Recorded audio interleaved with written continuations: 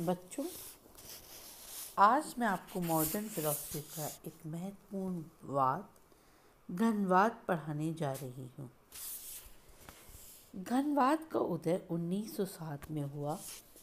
1914 तक विभिन्न अवस्थाओं को पार करते हुए यह विकसित हुआ।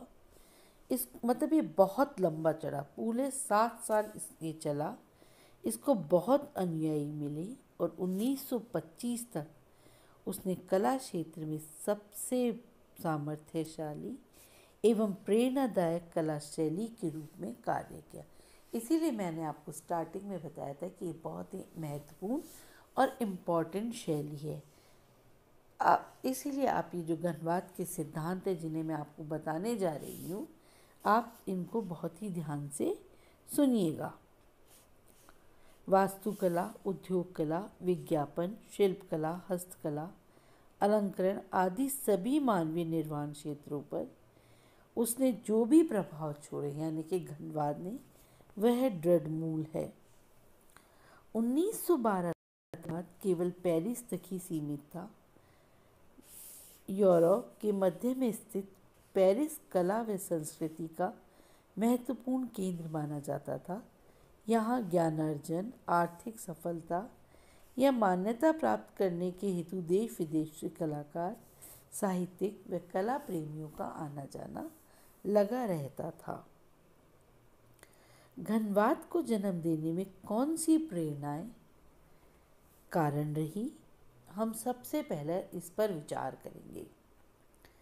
1904 से लेकर फाव चित्रकारों ने उन्मुक्त होकर विशुद्ध रंगों व गतिमान सरलीकृत स्पष्ट रेखाओं का प्रयोग करके चित्रण किया। वान गो की भावना प्रधान शैली, गोगिया की अलंकारिकता व नव प्रभाववाद के रंगों की चमक का फाववाद समन्वित रूप था। जो फाववाद था, जो हमने इससे पहले पढ़ा था घनवाद से पहले, उस पर गोगिया और वान गोग का बहुत अधिक प्रभाव देखा जाता है। 1906 में मातिस ने जीवन का आनंद चित्रित करके फाववाद को अंतिम रूप प्रदान कर दिया। आकारों के सरलीकरण के माध्यम के विशुद्ध प्रयोग के फाववाद के विचार घनवाद के प्रणेताओं के प्रमुख थे। वह इसके अतिरिक्त निग्रो कला व अन्य जमातियों की कला से भी घनवादी कलाकार परिचित हो गए थे। फाववाद व निग्रो कला से घनवाद को काफ़ी प्रेरणा मिली। निग्रो कलाकृतियों के अनोखे सौंदर्य गुणों को प्रथम मातिस, ब्लॉमिंग व देने ने परखा व उसके बाद पिकासो व ब्राक निग्रो कला की ओर आकृष्ट हुए और वे निग्रो कलाकृतियों का संग्रह करने लगे। 1905-06 में और 1907 में सेज़ान की कृतियों की एक प्रदर्शनी हुई और वहाँ उनका परिचय एमिल बर्नार्ड से हुआ और उनका एमिल बर्नार्ड से हुआ पत्र भी वहाँ प्रकाशित हुआ, जिसमें सेज़ान के कला विषयक विचार व्यक्त किए गए।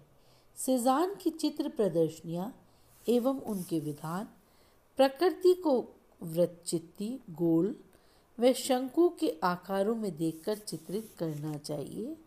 इस बात पर घनवादी चित्रकारों की रचना पर बल देकर चित्रण करने को एक नया दृष्टिकोण मिला, यानी घनवादी चित्रकारों को बिल्कुल एक नया आयाम सेज़ान के वाक्य से हुआ और इससे घनवाद के विकास में गति आ गई। पाब्लो पिकासो ने 1907 में अपना सुविख्यात चित्र आविनियो की स्त्रियां पूर्ण किया, जो घनवाद का सर्वप्रथम चित्र माना जाता है। पिकासो का नाम तो मेरे ख्याल से जो भी स्टूडेंट्स ड्राइंग पढ़ रहे हैं उन सभी ने सुना होगा। जिस तरह से भारतीय कला के अंदर M.F. हुसैन को जाना जाता है, उसी तरह से पश्चिम भारत की चित्रकला में, विदेशी चित्रकला में पिकासो का नाम महत्वपूर्ण है। विषय की दृष्टि से मातिस के चित्र जीवन का आनंद से मिलता जुलता यह चित्र अवकाश का स्थापन व आकारों की ज्यामिति से अनोखा है। इस चित्र द्वारा कुछ कला संबंधी समस्याओं को हल किया गया तो कुछ नवीन समस्याओं को प्रकाशित किया गया, जिनके हल करने में घनवाद ने विभिन्न भिन्न अवस्थाओं में से संक्रमण किया। इस वेश्यागृह के अंतर्भाग के चित्र से आधुनिक कलाकारों को नया दृष्टिकोण मिला।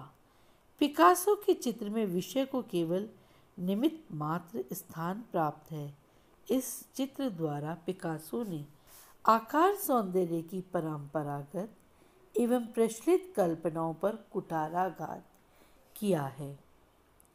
पिकासो ने सिद्ध किया कि कला में सौंदर्य निर्मित के लिए मानवीय शरीर रचना के नियमों का पालन आवश्यक नहीं है, बल्कि कला के अंतर्गत आकार सौंदर्य व वस्तु के दृश्य रूप सौंदर्य भिन्न तत्वों से संचालित है। पुनः जागरण से रूढ़ मानव शरीर सौंदर्य की कल्पना व ज्यामितिक दूरदृश्य लघुता के नियमों को पिकासो ने पूर्ण रूप से त्याग दिया। आकारों के मूल सौंदर्य की खोज में पिकासो को आइबेरियन मूर्तियों में सबसे अधिक प्रेरणा मिली। इसके अतिरिक्त एल ग्रेको की लंबी ऐंठनदार आकृतियों व गोगिया की मूर्तिकला का भी आविनियों की स्त्रियों पर प्रभाव पड़ा। पिकासो ने मानवीय शरीर के दृश्य रूप की पूर्ण उपेक्षा करके उसके भिन्न अंगों को चित्रकार की आदिम सृजन शक्ति द्वारा निर्मित मूल आकारों में बिठाकर समरूप में चित्रण करना प्रारंभ किया एवं चित्रकार को शरीर रचना शास्त्र के बाह्य बंधन से मुक्त कर दिया। जिस प्रकार पिकासो से पहले वाले चित्रकार रियलिस्टिक पेंटिंग्स बनाते थे, जिनका धीरे धीरे जो कम होती जा रही थी, पिकासो के समय आकर पूर्ण रूप से यथार्थवादी चित्रण का स्वरूप ही खत्म होने लग गया था। पिकासो ने मानवीय शरीर के दृश्य रूप की पूर्ण उपेक्षा करके उसके भिन्न भिन्न अंगों को चित्रकार की आदिम सृजन शक्ति द्वारा निर्मित मूल आकारों में बिठाकर समरूप में चित्रण करना प्रारंभ कर दिया। अब चित्रकार मौलिक आकारों से रचना करके स्वतंत्र सृष्टि का, जिसमें वस्तु सृष्टि का स्मृति रूप आभास मात्र हो, निर्माण करने में समर्थ हुआ और उसकी चित्र सृष्टि ऐसी दिखाई देने लगी जैसी कि कांटे के दर्शन में की गई परिभाषा के अनुसार सत्य वृष्टि, जो केवल इंद्रियों से ज्ञात सृष्टि से भिन्न है, किंतु जो अनुभूति व सत्य के अधिक निकट है। पिकासो का फिर दूसरा आविष्कार आया, अवकाश का सृजनपूर्ण प्रस्थापन। वह दूरदृश्य लघुता के नियमों का रचनात्मकता की दिशा में नवीनीकरण था। इस दिशा में सेजान ने आरंभिक कदम उठाए थे, किंतु पिकासो उसकी कल्पना से भी बहुत आगे निकल गए। पिकासो की चित्र आविनियों की स्त्रियों की तुलना सेवान के चित्र स्नान मग्नाए से स्पष्ट होती है। इस भिन्न दृष्टिकोण को सम्मिलित कर वस्तु के आकार का सत्य ज्ञान कराने से सेजान के तरीकों को पिकासो ने अपनाया, किंतु स्थानांतरण व आकारों की मौलिकता पिकासो की असाधारण प्रतिभा के आविष्कार थे। 1906 में पिकासो ने मुखाकृति के पक्षीय व सम्मुख दृश्य रूपों को सम्मिश्रित चित्रित करना प्रारंभ किया, जिसका सटीक उदाहरण था आविनियों की स्त्रियां। चित्र में फाववाद के चमकीले विशुद्ध रंग का प्रयोग है। यद्यपि आकार दर्शन में चित्र फाववाद से पूर्णतः भिन्न है। रंगों की हल्की व गहरी रेखाओं से आकृतियों का स्पष्ट विभाजन करने की पद्धति को पिकासो ने अपनाया, जो पद्धति हमको बीजेंटाइन, मध्ययुगीन, सियनीज कला व सेजान की कला में देखने को मिलती है, किंतु पिकासो का विभाजन अधिक स्पष्ट, ज्यामितीय व भिन्न दृष्टिकोण को लिए हुए है। अब तक पिकासो ने आकारों के घनत्व का त्याग नहीं किया, जो बाद में उन्होंने फाववाद, आइबेरियन की मूर्तियां, एल ग्रेको, गोगिया, अफ्रीकी कला व पिकासो की मौलिक प्रतिभा का ही समन्वित रूप है। आधुनिक कला का इतिहास में उसका बहुत बड़ा योगदान है। 1907 में कवि ओपेलिना ने पिकासो से समन्वयक ब्राक का परिचय करवाया और यह घटना घनवाद के विकास में बहुत सहायक सिद्ध हुई। ब्राक ने निग्रो मूर्तियाँ देखी थी और वे उनके मौलिक अधिकारों से प्रभावित थे। घनवाद के आरंभिक काल में ब्राक व पिकासो में घनिष्ठ मित्रता थी और एक दूसरे से मिलकर एवं विचारधारा करके दोनों ने उसके विकास के लिए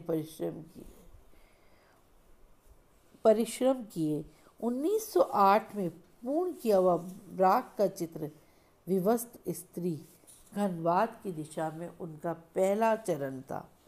1908 में पिकासो ने सेजान से प्रेरणा लेकर पेरिस व ल उए द बा के प्रकृति चित्रण एवं कुछ वस्तु चित्र बनाने व इस समय ब्राक के ने लेस्ताक में सेजान के कला संबंधी विचारों का अनुसरण करके कुछ प्रकृति चित्र बनाए। दोनों के इन चित्रों में आश्चर्यजनक समानताएं हैं। क्षेत्रों के विभाजन में दोनों सेजान से आगे बढ़ गए हैं और भिन्न आकारों की मूल ज्यामितियाँ को उन्होंने काफ़ी स्पष्ट किया है। सेजान ने दृश्य को वास्तविक बारीकियों का पूर्ण रूप से त्याग नहीं किया, अतः उनके चित्रों में काफ़ी स्थान सादृश्य था, किंतु ब्राक ने दूर दृश्यांतर्गत आकार तत्वों की स्थापना करके उनकी स्वतंत्र विचार से पुनर्रचना की, जिससे उनके घनवादी प्रकृति चित्रों व वास्तविकता से संपर्क टूट गया। ब्राक ने लेस्ताक में बनाए 7 प्रकृति चित्रों की सेलो दोतान में प्रदर्शनी के लिए भेज दिया, जिसमें से 5 अस्वीकृत हो गए। चयन समिति में मातिस भी एक सदस्य थे। यहाँ तक कि उन्होंने जिस ब्ला पत्रिका के कला समीक्षक लुई बॉक्सेल से कहा, ब्राक के चित्रों में छोटे छोटे गणों के अतिरिक्त कुछ भी नहीं है। ब्राक ने अपने सभी चित्रों को वापस लेकर उनसे कलाकार की कला विथिका में प्रदर्शित किया। लुई बॉक्सेल ने प्रदर्शनी की आलोचना में ब्राक के चित्रों का नाम दिया कलाकारों का वैचित्र्य। अब इस आकार रचना भवन में नए कला संबंधी वाद का नाम निश्चित हुआ घनवाद। इससे पूर्व इसे घनवाद नाम नहीं दिया गया था, जबकि चित्रकार इसमें कार्य कर रहे थे।